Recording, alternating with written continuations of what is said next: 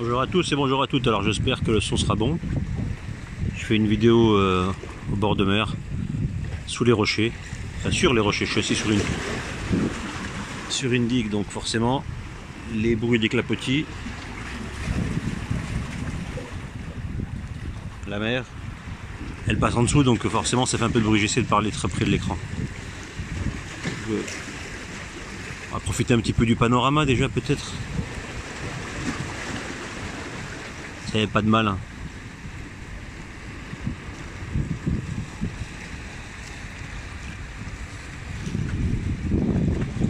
Alors j'espère vraiment que vous êtes en forme, que vous avez toujours le moral, parce que c'est important d'avoir le moral.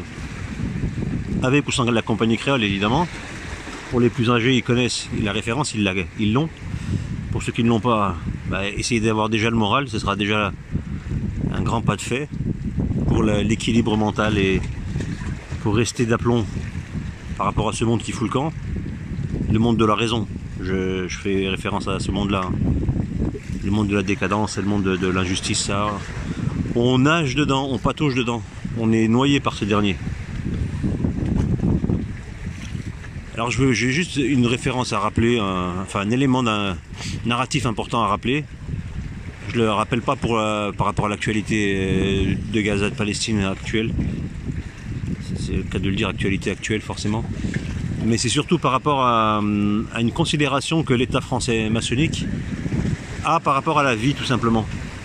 Vous n'avez sûrement pas échappé au tapage médiatique d'il y a quelques mois par rapport à l'accident de notre cher artiste, c'est comme ça qu'on les appelle, Monsieur Pierre Palmade, en mois de février, de janvier, je ne sais plus, de l'année 2023.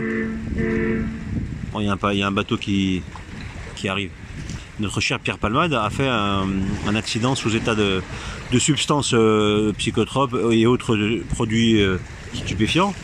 Il a d'ailleurs stupéfait tout le monde, à commencer par la classe politique française, puisque Monsieur Pierre Palmade a heurté une voiture qui a eu comme conséquence de blesser gravement une personne, et donc c'est une femme enceinte, et de tuer son bébé à venir au monde. Elle était au 7e ou 6e mois, je ne sais plus exactement combien. Ce qui fait que donc il y a eu un mort, et l'État français, d'abord la justice, elle nous a expliqué que M. Pierre Palmade lui a trouvé toutes les circonstances exténuantes pour lui éviter les peines de prison et je ne sais pas quoi d'autre d'ailleurs.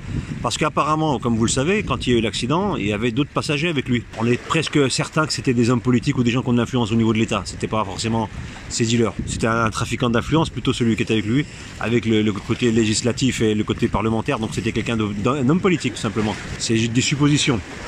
On a de forts soupçons.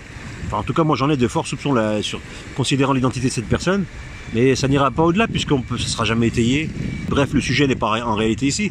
C'est plutôt dans le sens où, il y a quelques semaines, la justice a tranché pour requalifier les poursuites engagées contre Pierre Palmade par rapport à cet accident. Donc il fallait le poursuivre pour homicide volontaire, involontaire, enfin c'était surtout de l'homicide involontaire. Mais la question c'était, est-ce que c'était surtout un homicide ? Parce que le qualificatif d'homicide involontaire, même si c'est involontaire, ça qualifie quand même les choses de manière très précise. Autrement dit, on a ôté la vie par un accident à un être vivant, voilà, tout simplement un humain. Or, depuis quelques semaines, il y a une info qui est tombée, je dis ça de tête parce que j'ai plus l'info en tête, mais je mettrai en capture sur la vidéo quand je la publierai avant l'article. Pour que vous ayez l'info claire et nette et précise. Donc l'État français ne poursuivra pas Pierre Palmade pour homicide involontaire, car le fœtus qui est, on appelle ça un fœtus, mais bon, il y avait plusieurs mois, le fœtus que portait la dame qui a été blessée dans l'accident, il est décédé, mais il est décédé avant d'avoir vu le jour, c'est-à-dire avant de naître, tout simplement. Donc il est pas sorti du ventre de sa mère, si vous voulez, par les voies naturelles et par le délai de prescription, je sais pas, il y a un délai, vous savez, quand on fait les césariennes, on fait une césarienne, même le gamin à 5 mois, il sort. Hein. Apparemment, là, ça compte pas parce que il n'y avait pas de césarienne de programmée, il n'y avait pas d'accouchement prévu dans la période de l'accident évidemment.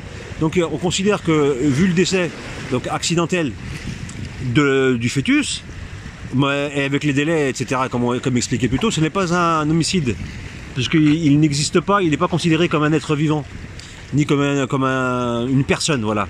Donc à partir de ce moment-là, puisqu'on lui dénie, c'est le droit français apparemment, hein. Je ne suis pas avocat, mais une spécialiste de la législation française, surtout dans ce domaine-là, mais apparemment c'est comme ça que ça se définit, et donc il n'est pas considéré comme un être vivant, comme un humain, donc il n'y a pas lieu d'avoir un homicide. Donc on ne peut pas qualifier Pierre Palmade, son crime, on va dire, entre guillemets, de crime d'homicide.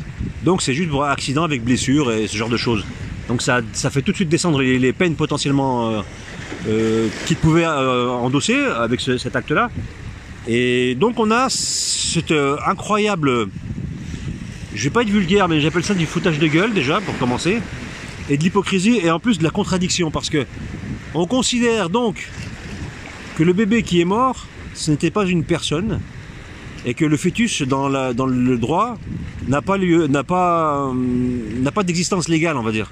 C'est pas une personne, il n'a pas un nom, il n'a pas de prénom, il n'a pas un numéro de sécurité sociale, on ne peut pas le taxer ni de TVA, ni d'impôt direct, ni impôt d'indirect, on peut rien, il sert à rien, c'est un steak haché si vous voulez.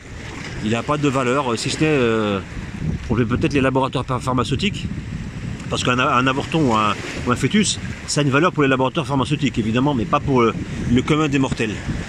Et spirituellement, ça n'a encore aucune valeur à leurs yeux, puisque la spiritualité, évidemment, dans le monde laïque, pharmaceutique, et donc pour ce monde-là, apparemment, non, le spirituel ne les concerne pas, il n'y a pas de réflexion au-delà du matériel, donc c'est tout à fait logique qu'ils ne considèrent pas autrement. Sauf que même à 6 ou 7 mois, et même à 3-4 mois, c'est pareil, ça ne change pas grand-chose. Quand le fœtus arrête de vivre, on considère qu'il est mort. Donc la mort, elle concerne apparemment le droit français que certaines personnes. Puisqu'un enfant, tant qu'il n'est pas sorti du ventre de sa mère, ce n'est pas une personne, ce n'est pas un individu. C'est quelque chose de non mentionnable, donc comme défini juste avant. Et on se dit, mais alors on marche sur la tête là. Comment ça, le mec, il n'existe pas? Puisqu'il est mort. La mort, elle concerne les êtres vivants ou pas? Par définition, je pose la question. Quelqu'un qui meurt, c'est quelqu'un qui a perdu la vie. Même s'il est encore dans le monde de sa mère, parce qu'il a un cœur qui bat. À partir du moment où il a un cœur qui bat, il a un rythme cardiaque, il a une circulation sanguine, il a un corps, il a des organes, alors aussi petit soit-il, toujours est-il que c'est un être vivant. Un fœtus, parce qu'il n'est pas encore sorti du ventre de sa mère, on l'appelle fœtus parce qu'il est en cours de formation. Alors j'imagine, j'ai pas l'étymologie du mot, mais ça doit venir de là. Il est en processus de formation, de modelage, pour devenir un humain totalement autonome, une fois, encore entre guillemets autonome, une fois qu'il sort du ventre de sa mère. Et notez bien, il sort du ventre de sa mère, jamais de son père. Jamais, jamais, jamais, jamais.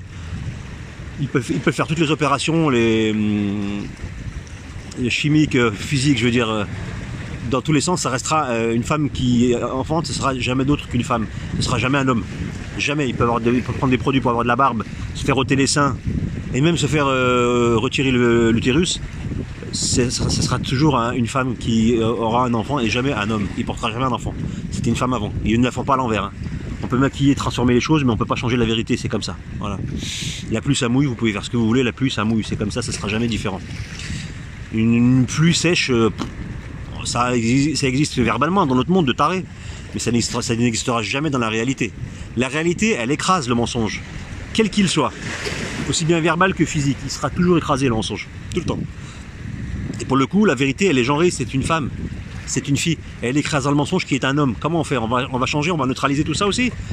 Dans ce monde de fous, on peut chercher les petites bêtes jusqu'au bout. Bref, ce n'est pas le sujet. Donc on nous explique que le fœtus, qui avait un cœur, avait un système respiratoire fonctionnel, un système sanguin, des organes, il avait une mobilité, puisque ça bouge, hein, ça vit. Sauf qu'il y a un échange gazeux, mais il se fait via la maman. Mais il est vivant. Et là on nous dit non, il est mort, effectivement, mais il n'est pas mort. Ils se mettent une balle dans le pied avec leur définition, ils savent plus comment se mentir, et ils sautent d'un pied sur l'autre pour essayer de tenir la route, mais ça ne tient pas la route.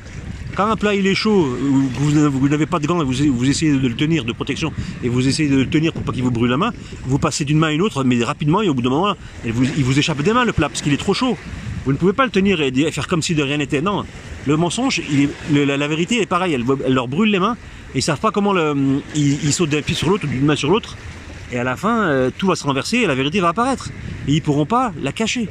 Mais là, c'est flagrant et ils arrivent à tenir la route légalement avec ce genre de définition. C'est incroyable. Et c'est le droit français qui est comme ça. Donc le droit français est contre la vie. Et il n'y a pas que le droit français. Hein. Et on va parler de ce qui nous concerne directement en France. Donc le droit français est contre la vie. Il a une définition démoniaque de la vie puisqu'il ne l'accorde il l'accorde en fonction de qui est en face. Vous voyez, si vous êtes... c'est pareil pour... on peut extrapoler à ce qui se passe en Palestine maintenant, on peut tuer des gens et on leur accorde le droit de vivre en fonction de qui est la personne considérée comme personne d'ailleurs, puisqu'on ne la considère plus comme une personne. Et donc on la déshumanise, on l'animalise et on l'éradique tout simplement à coups de bombes, de pénuries, de famine. On les empêche de respirer, de vivre, de se protéger, de se soigner, on les laisse mourir.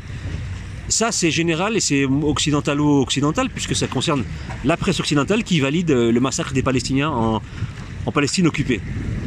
Et on a un tapage toute la journée à la télévision qui nous explique cela. On peut, c'est pas grave, dommages collatéraux. C'était les américano-sionistes pendant la première guerre du Golfe, avec les frappes chirurgicales et les dommages collatéraux, ils ont déshumanisé les gens. Et c'est pas le fruit du hasard. Donc on a déjà au cœur des législations occidentales, et en l'occurrence la France, et si on cherche, je pense que la plupart des pays occidentaux, ils ont un peu cette définition hypocrite et démoniaque de la vie, de ce qu'elle est en fonction de qui elle concerne. Et donc pour le coup, la définition de la vie dans la loi française, elle est démoniaque tout simplement. Elle a choisi de faire une séparation et du titre d'humain, elle l'attribue en fonction de ses besoins, de ses envies, et des loges maçonniques qui ont probablement rédigé en partie ou en intégralité les textes concernant le rapport de la vie avec la législation, parce que vous le savez peut-être sûrement, peut-être que d'autres ne le savent pas, mais la maçonnerie macronisée, ou la macronisation de la maçonnerie, ou un mélange encore nouveau et improbable du terme, faites comme vous voulez, comme bon vous semble, c'est cette secte qui définit nos lois, qui les met en application. Pas toutes les règles évidemment, mais les principales, c'est l'essentiel. Elles fondent la législation française, voilà. Après, tout ce qui n'a pas d'importance, ça peut être n'importe qui peut les mettre en place, peu importe. Mais la maçonnerie, elle va veiller à ce que tout soit bien carré. Donc les bases, c'est elle qui les définit. C'est comme ça qu'on avance un projet. On tient les leviers du pouvoir, les principaux leviers du pouvoir. Le reste, ce n'est que fioriture, et là où on met les... C'est d'ailleurs ceux qui sont exposés, c'est ceux qui sont inutiles, qu'on affiche. Et vous vous dites, oh ben non, lui il fait pas partie de cette secte, donc non, c'est pas eux qui commandent la France, non. Le mec il va décider de la couleur des façades, je dis n'importe quoi, ou du nombre de grammes dans les assiettes des cantines municipales. Qu'est-ce qu'on en a à foutre? À quel pouvoir il a celui-ci? Par contre, celui qui va gérer votre économie, il va vous déclencher des guerres ou pas, il va vous dépouiller au niveau de l'imposition, et qui va vous faire des embargos, ou d'arrêter de commercer avec telle ou telle nation, quitte à couler votre économie et votre liberté. Là, c'est jamais des monsieur et madame lambda bouchers du coin, non, c'est toujours des gens importants, et ils ont un rapport très très très fusionnel avec la maçonnerie, direct ou indirect. Peu importe, ce n'est pas très grave. En tout cas, toujours est-il que vous avez en France cette hypocrisie. La France est contre la vie sous toutes ses formes. À partir du moment où elle était considérée comme sacrée par les gens qui avaient une sacralité et une spiritualité, c'était le cas il y a encore un siècle. Ça s'est détruit avec le temps et la propagande. Aujourd'hui, on sait qui dirige ce pays, et son hypocrisie, elle s'affiche ouvertement. Et en réalité, c'est même pas de l'hypocrisie, elle s'affiche ouvertement parce qu'elle veut bien s'afficher ouvertement. Elle a décidé de s'afficher ouvertement. C'est pas un secret qu'on lève, puisque c'est dans la presse publique. C'est une situation, une position ouvertement assumée par l'État maçonnique français, tout simplement. Et vous verrez que cet État soutiendra, quoi qu'il arrive, les donneurs de mort du monde entier. Et plus ils seront injustes, et plus ils seront soutenus par l'État français. Et vous pouvez extrapoler ce point de vue, à cette situation, à toutes les nations occidentales, dans leur grande majorité, qui ont cette même posture face à l'injustice et à la mort. Ce que Dieu a rendu sacré, la vie, l'Occident laïque l'a désacralisé. Et quand Dieu nous demande, entre humains, adultes et responsables, de protéger la vie coûte qu'elle coûte, coûte que coûte, le monde laïque a dit, je vais détruire la vie quoi qu'il en coûte, quoi qu'il vous en coûte. Et si c'est possible, je détruirai votre propre vie, directement ou pas, via les guerres ou indirectement via la pollution, les maladies, que je vous mettrai entre les mains, évidemment, la pollution qui va infecter votre alimentation, que je vais détruire, évidemment, etc., etc. Donc on a l'empreinte de Satan dans ce monde, dans son action, dans son fonctionnement, ouvertement assumé, c'est même plus caché, mais on continue à pas voir les choses, à trouver des circonstances exténuantes à ces extincteurs de vie. c'est pas grave, hein, la vie est comme ça, on peut pas toujours être lucide, même devant l'évidence. C'est une qualité qui est donnée à ceux qui réfléchissent un minimum, et sans lien avec l'intelligence ou avec la culture, aucun. L'intelligence, elle vient du cœur, elle vient de la réflexion, elle vient de l'humanité. Si vous êtes humainement intelligent, vous auriez levé le lièvre de ce monde fictif et criminel. Et il est pourtant très simple à relever. Donc voilà, passez une bonne journée, bonne soirée, tout ce que vous voulez. Je vous dis à très bientôt et que Dieu vous garde.